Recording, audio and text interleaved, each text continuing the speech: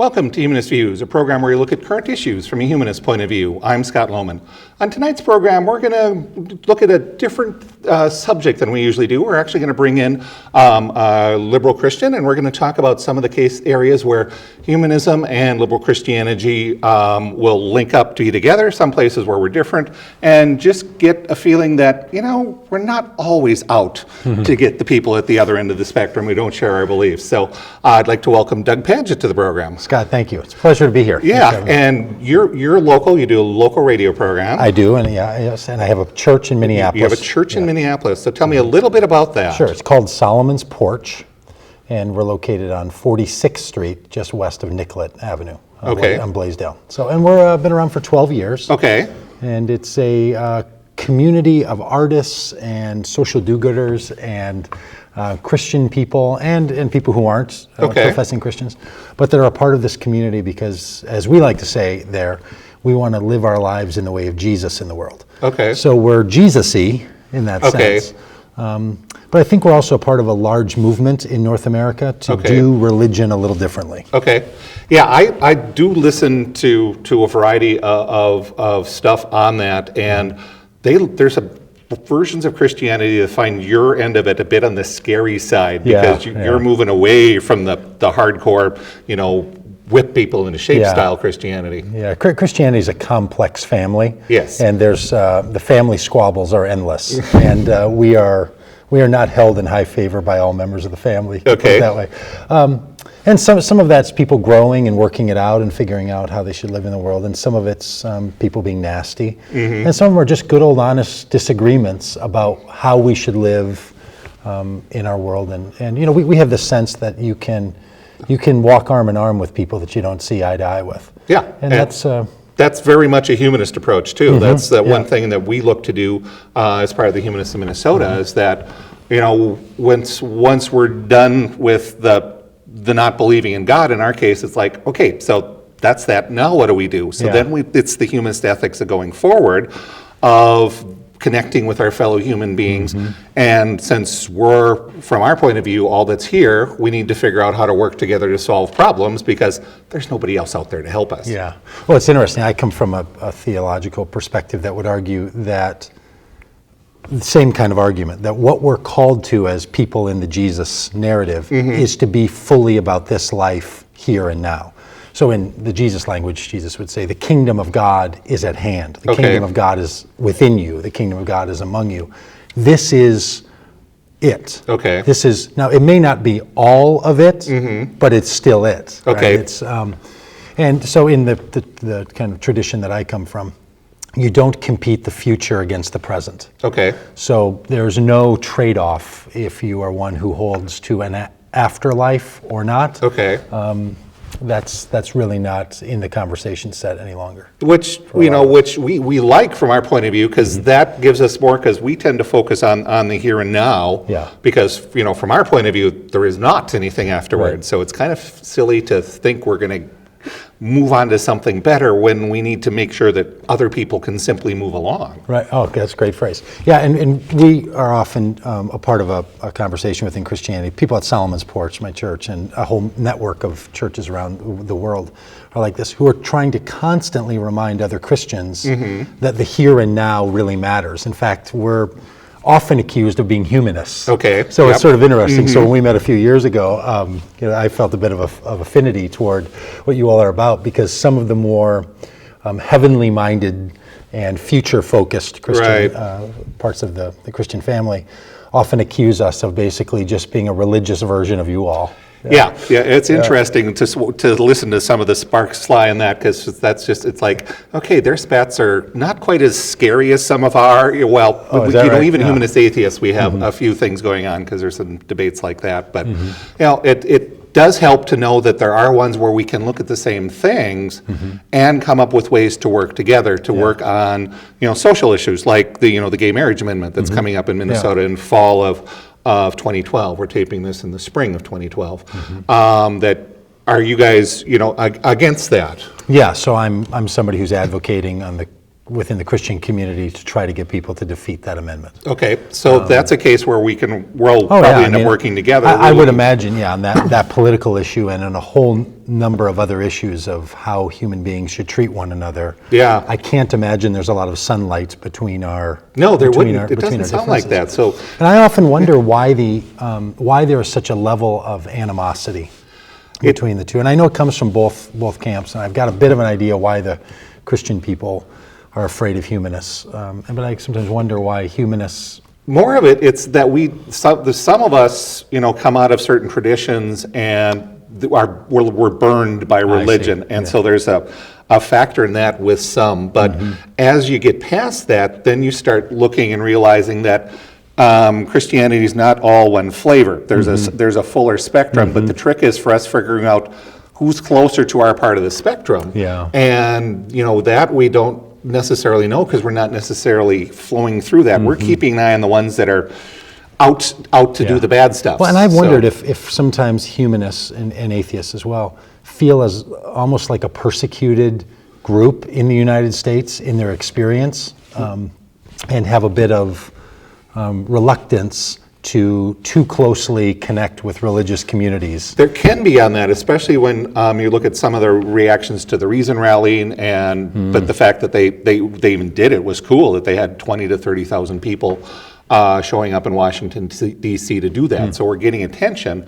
We're also seeing things because the nuns, when you take a look at religious surveys, are growing in our country. The non-affiliated. The non-affiliated within not saying, they're saying none to any religion. They're not saying Christian, they're not saying Buddhist, they're not saying Muslim. They're not even in relationship to a religious. Right, and so then we're trying to help figure out to market ourselves so that they will see that we're an option. Because one of the cool things I noticed about the American Humanist Association, which is our parent organization that chartered our chapter, did a bus ad campaign a couple of years ago that said, "Be good for goodness sake," and it had a Santa, or a mall Santa on there, and that got controversy.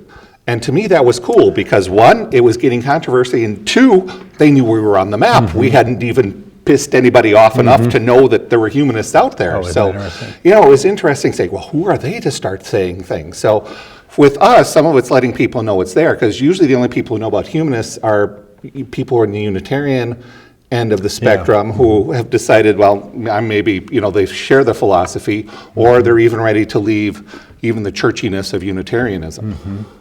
And I know in the Christian tradition there's a bit of a problem because there's this big question amongst a lot of Christians that if you're not religious, can you be moral? It's an intrigue. And I was raised in a family with no religion at all. Okay.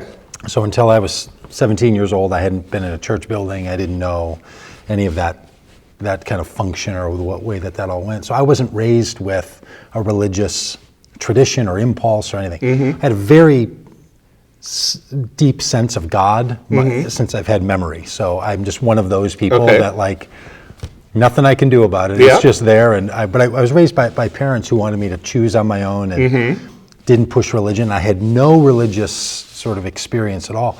So it's intriguing to me when I hear Christian people say, well, can you be moral if you're not religious? And I'm like, that is so, at one level it's so insulting to me, right? Because I feel like, really? That implicates so many people who have lived and who will continue to live.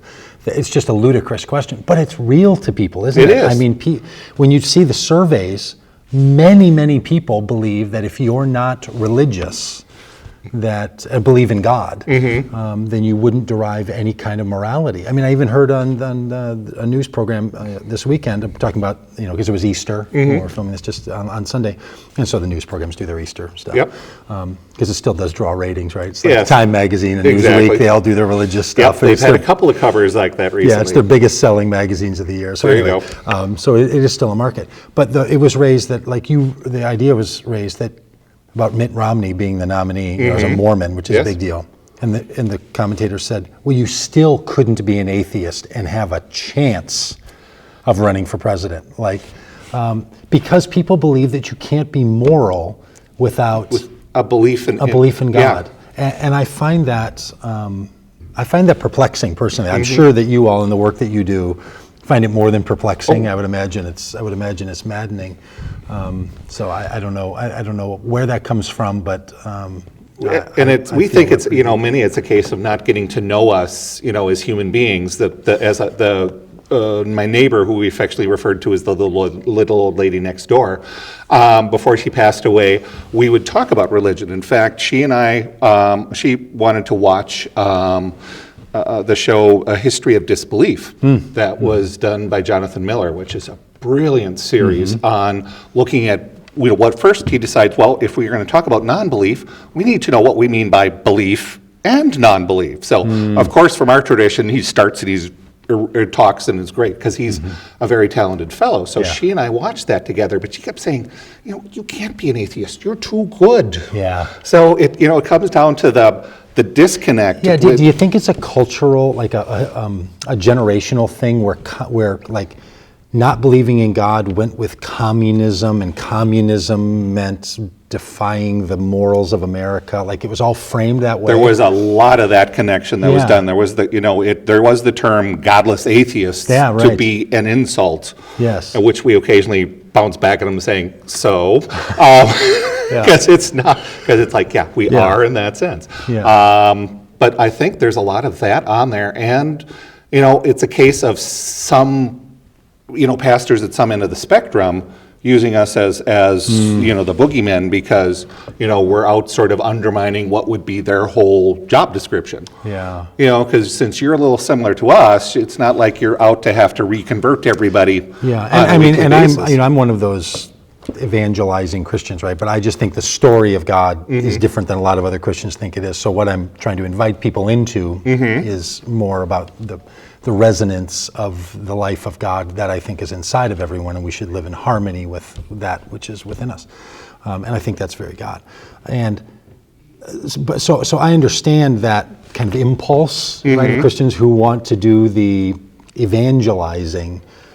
But what I don't get is, and this is speaking more to my own Christian family of the broad tradition, is why you would not want atheism to be a perfectly good option that you're not choosing. Yeah. This is where I would say that as an evangelist, I would want people to say, look, atheism is a good option for me, and I'm not choosing that.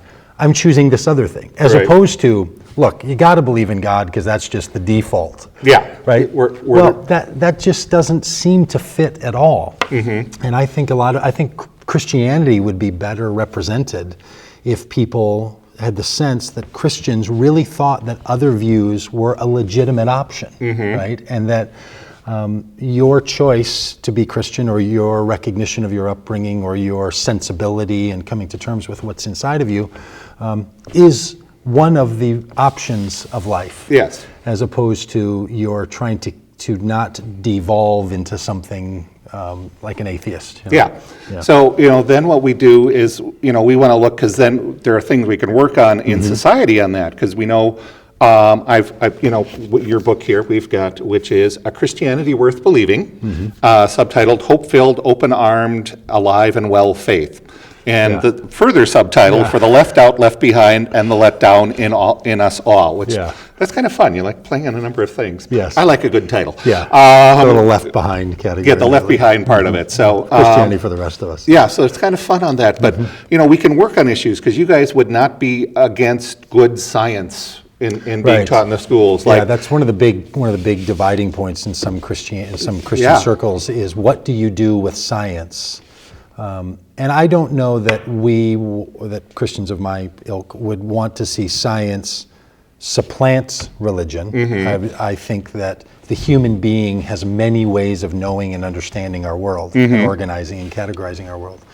And they're, as I've referred to previously, they should be friends with benefits. Maybe they shouldn't marry, because when science and religion have been married in the past, it hasn't served well for either. No, it doesn't work well for either. But they shouldn't be strangers, and they certainly shouldn't be enemies. So I thought friends with benefits would be sort of that they could help each other. That's a good term there, because then we can make sure that because basically without the theory of evolution, we don't understand a lot about biology. And with what's going on in our world with global climate change, what's going on with that, with human beings still overpopulating the planet, which is an issue we would like bringing up because that's the elephant in the room when it comes to resources and that, is that we're still not talking about how many more human beings keep arriving on the planet, and that that's gonna be bad for not just us, the planet as well.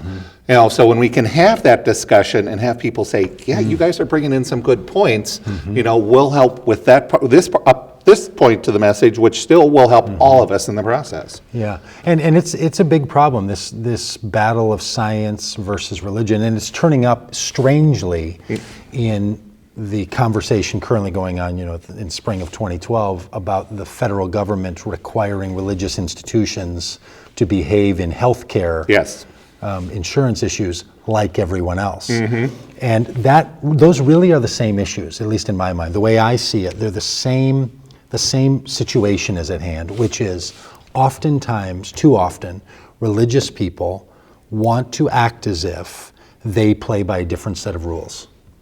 So their faith gives them a worldview that doesn't have to understand science, because there's this other world that's really more important. And I'm a Christian, right? And so I feel that very deeply when I hear people talk like that. Or in the social science area, they act like, well, no, we should operate by a different set of rules and shouldn't have to play well with everyone else. And we've been trying to figure that out in society for a very long time. At least the last 700 years has the question of what does the church and the magisterium, the religious structure and a self-professing person, how do they play with the other questions of knowledge in our society and ways that we know to organize. And religion is inherently conservative. Yes. Like not on a political spectrum, right, although it can be on a political spectrum, but it is part of the culture that wants to conserve or keep the same. Yes. And so progressiveness doesn't fit religion well. I would happen to argue, and I do in the book, that Christianity does not do well as a conservative movement. That Christianity is very progressive, if you know the Christian story and the Jesus story and the Spirit of God on all people story. Like when I profess that, that's what motivates me to be a more progressive person, is my Christianity. So I feel like sometimes that Christianity doesn't make a very good religion either, even though it is sort of in our context the most dominant religion and gets usurped for that purpose. Yeah, and that it is a very complex conversation, and a lot of people think it should be more black and white, but as a humanist, I know that's a nuanced decision. Yeah. And being both a Minnesotan and a humanist, we tend not to be as evangelical in the sense of spreading the word about ours as we should. But that's that because many of us came through a long struggle, and we're here, sometimes to help them say, "Welcome over to our side." Here, you mean a long struggle of having been raised in a religious? We're raised, and many of us come from religious backgrounds. There's not that many in our groups who were actually raised as free thinkers and non-believers, where that was the deliberate religious thing of the parents. Whereas, so it makes us an interesting mix because some people come running out from there going, I need to get away from all of those, and we're a refuge. And but we also want to let people know that humanism is more than just, a refuge for that we do offer, a full philosophy of life and approach for that. And, we're working on that. But as, a small group, you have the advantage that you have a permanent location. Right. We're a small group that has no permanent location. Yeah. And we choose to organize in that kind of communal or congregational sense, which covers a multitude of sins, right? Community is a very grace distributing mechanism so often, and having communities, having a lived community of people who share their lives with one another in agreement and in not yet agreement is a really powerful part of what it means to be a Christian person. And I've often thought that humanists ought to have something more like that. Yes. And I don't know how that would ever happen or get there. I chose to be in the religious tribe. And it really varies because we have humanists that that are perfectly at home in a number of Unitarian congregations or societies, because they're very much humanist and have just a little bit of other stuff, and they can cope with that quite fine. Yeah. But we also have humanists that will even totally say, that's too much of a churchy building even for me. So we have to try and find a happy medium between those that say, we don't want to save any of it. We're getting rid of the whole shooting match of religion. No, I understand that completely, and that's one of the like my experience with oftentimes with Unitarian Universalist churches is that they often feel very churchy. Interestingly, like our community isn't. We sit on household furniture, and we renovated an old church building and made it feel more like a living room or a coffee house or something. But oftentimes you have these progressive Christian movements whose structure, their way of acting, is very churchy feeling. And then you get conservative churches that don't look like that at all. They're very kind of hip and happening. What a lot of people would really like is kind of a normal place with normal ways of interacting and not all that weird churchy stuff that talk about progressive things and ideas.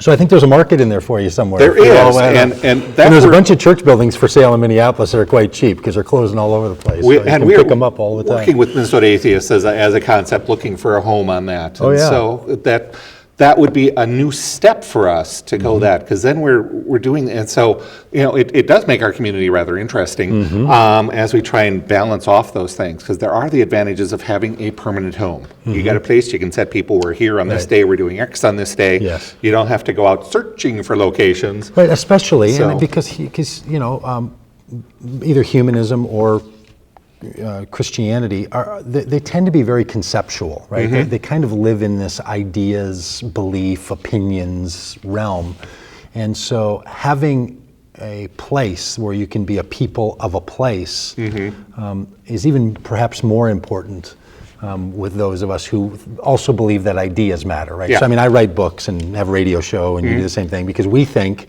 ideas matter. They're not everything. But they matter. And they're important. And having a place is a pretty important part of it. And I'll tell you a little dirty little secret with a lot of churches. There's a lot of people who are in churches fairly regular because it's meaningful for them to be a part of a community. But when you start talking and you open up and create a safe place where the no-talk rules are broken, there's an awful lot of people who would say, look, I'm a little shaky on all these beliefs. Like a number of these doctrines over here. It's why you often hear religious people talk about having faith and not just belief, because we kind of know they're made of a bit of a different substance, right? So there's an awful lot of people who are in churches, and they're not just the ushers that hang out in the lobby, going for the sermon. It's people sitting in for the sermons as well. They're like, this is part of my communal life, but not necessarily my personal belief system. And that's of great consternation to religious people. I go to conferences all the time where pastors are recognizing this and shaking their fists at it. I happen to think it's really good news, and we should find ways in our community for those people to be able to say more than they often say. We need to create safer environments for those people to speak, because belief and opinion are almost indefinable, undefinable, indivisible from one another. So we shouldn't put so much weight on people's opinions. They're often temporary and have people hold them for very good reasons. So I think we should be a little bit more open and less in danger, feel less in danger. The really doctrinal stuff, because do you know the joke one of the comedians did where this guy's about to jump off the bridge and he says, "Oh, don't do that." And he says, "What are you?" "I'm a Christian." And then they start breaking down to where they and it goes on for a number of lines, and then they finally come to the wrong split and he pushes him off. And when you get those people that say, "I have to have everybody," like blue hymnal or red hymnal, and he goes heretic and pushes him off. Do you believe in all these things? They need to have everybody following that. Whereas we know as humanists, many of us have gotten there, through different paths. Some have gone through by, with us, it's the thinking. It's like that did in a bunch of us, where it's like, okay, start thinking about this. It's like, oh, that was the wrong question. Because once I started and it is a quest for truth that we've gone through. So we've gone through going, okay, if this is real, I want to find other stuff on that. So, and I've just recently, in the last 2 years, come to understand why some Christians are afraid of this, and it was really quite surprising to me, because I've always been that free-thinking person. I fashion myself a contrarian and pushing boundaries and all these things. And some of these folks that we talked about earlier who don't always think that my perspective should be the one getting the most airtime, have framed the idea of questions and doubt in terms of the first 3 chapters of Genesis, which you might know, it's the Garden of Eden narrative. Yes. And they will say, well, what was the role of the serpent, the snake, the Satan, right, to doubt and to put doubt in the mind of Eve? So they would say, in the big story, the one saying, did God really say? That's the role of the tempter. So you people with all your questions, you're playing the role of the tempter. Okay. And it helped me to see when they explained this that like, oh, you see us all as characters in this play. Yes. And that's the role we're playing. Is the role of the tempter. Yep, we're trying to talk them away from their safe place. Yes, and so me as a Jesus-following Christian would say, I actually think it would be more in terms of Jesus saying, you've heard it said, but I say to you, which is even more than questioning. It's really creating an alternative. It's not just what you've heard in the religious system. It's also this new command I give to you, this new understanding. And so how we structure the story, whether you're the tempter or the savior, makes all the difference in the world, right? Yeah, but that's the fun thing, is I'm a story guy. I came to humanism through science fiction and my favorite show, Star Trek, by learning to think and looking at how they use story to talk about issues on that. And I can see that, some of that in the Bible, but for me, some of those are like, I'm not a shepherd and I don't do the old fuel thing anymore. It's like, sorry, your storylines don't connect. That's so right, we're down to about the last minute. So, there's, we've got a great connection on this. So there's still differences that we will have. It's like, for sure, on that, but, I'm the one that it says usually in there is that, for the left out, left behind, and left down in us all. Yeah, that we can find connections in that way, and a dialogue is a great thing. Yeah. So, thank you. May you live long and prosper. Excellent. So thanks for coming, Doug. Really appreciate that. Great. Thank you for the invitation. Yeah. An honor. And Doug's book is A Christianity Worth Believing, and you can find it on his website, and that's been flashing up throughout the show. And I've had hair issues the whole program.